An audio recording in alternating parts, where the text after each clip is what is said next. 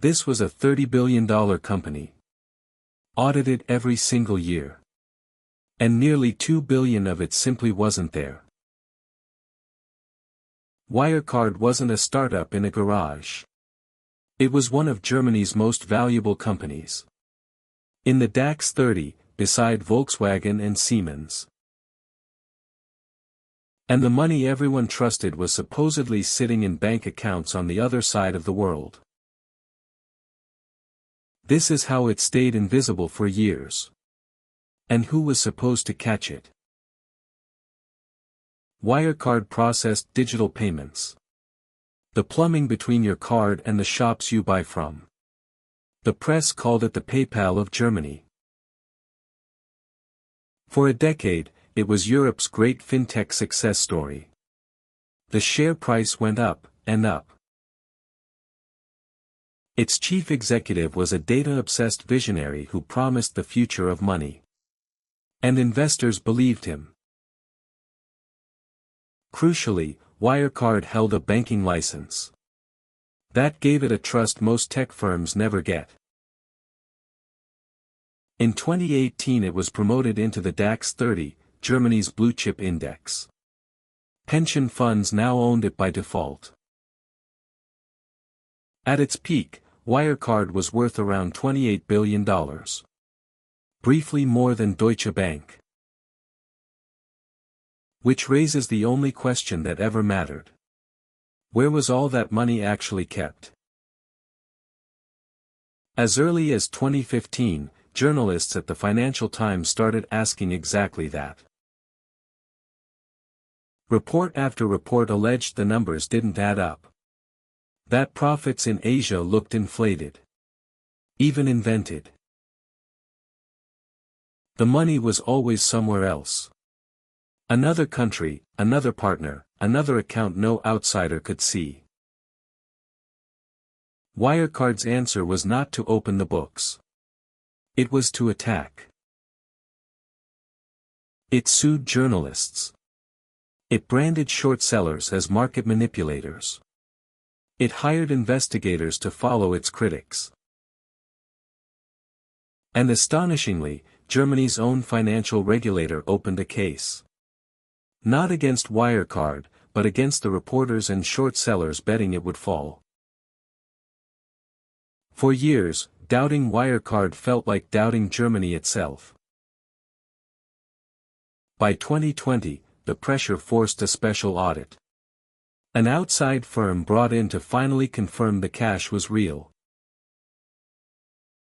They went looking for the money. To understand what happened next, you have to understand where it was supposed to be. Wirecard said a large part of its business ran through third-party partners in Asia. These partners processed payments in places where Wirecard didn't hold its own license, and took a cut. The profits from that business were said to sit in trustee accounts. Cash held for Wirecard by an independent trustee. By 2020, those accounts supposedly held about €1.9 billion. Nearly all of the company's cash. The trustee and the banks were in Singapore and the Philippines. Thousands of miles from any German auditor. And that distance mattered. Checking a normal bank balance is simple. Checking cash held by a third party, through another party, in another country, is not. Every extra link in that chain is a place where the truth can be swapped for a piece of paper. Which brings us to the one control that was supposed to make all of this impossible. Here's the part one know from the inside. Because confirming balances like these is exactly the kind of work I've done. The rule is simple. To confirm cash exists, the auditor must ask the bank directly. Not the company being audited. The bank sends its answer straight back to the auditor. The company never touches the message. That independence is the whole point. So the fraud is never really about the money. It's about breaking that straight line. Getting between the auditor and the source. There are a few ways. A forged confirmation letter, made to look like it came from the bank. A complicit or captive third party, happy to confirm whatever number you need. Or the simplest failure of all. An auditor who accepts the confirmation from the client, instead of insisting on it from the source. On the desk, this is drilled into you. If a confirmation comes back through the client's hands, it is not a confirmation. It's a photocopy of a promise. You go and get it yourself. At Wirecard, the confirmations for that $1.9 billion did not come cleanly from the banks that were supposed to hold it. When investigators finally went to the source, 2 banks in the Philippines said the same thing. The accounts and the documents were not genuine. The Philippine Central Bank went further. None of that money had ever entered the country's banking system at all. One straight line, broken. That's all it takes. Everything after this is just the fall. In June 2020, Wirecard's longtime auditor refused to sign off on the accounts. The reason was blunt. 1.9 billion euros in cash could not be found.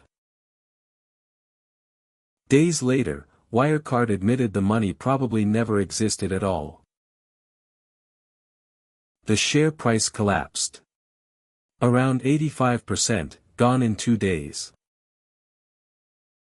$28 billion of value evaporated almost to nothing. Within a week, a company in Germany's blue-chip index filed for insolvency. The first DAX member ever to do so. There was no secret vault, no missing transfer. The money had simply never been real. Which left one question for the police. Who knew? The chief executive was arrested within days, then released on bail, and later put on trial. Prosecutors accused him of fraud and market manipulation. He has denied wrongdoing, and says he too was deceived. But the chief operating officer, the man closest to the Asian business, did something else. He vanished. Days before it all broke, he flew out of Europe on a private jet, and disappeared east. He became one of Europe's most wanted men. An Interpol red notice, and no confirmed sighting since. Later investigations reported something stranger still. Long-standing links between him and Russian intelligence. To this day, no one can fully say whether Wirecard was only a fraud. Or also a front for something else. The trial of the executives runs for years. Thousands of pages, tens of thousands of victims and investors. Germany's regulator was overhauled. The one that had chased the journalists instead of the company. And the auditors faced the hardest question of all. How do you sign off, year after year, on cash that never existed? Because that is the thread. Not a clever trick. A control that everyone assumed someone else had done. Different country. Different decade. Same lesson. The fraud was never the money. It was the paperwork nobody checked. Paper trail. Where money goes when no one's watching.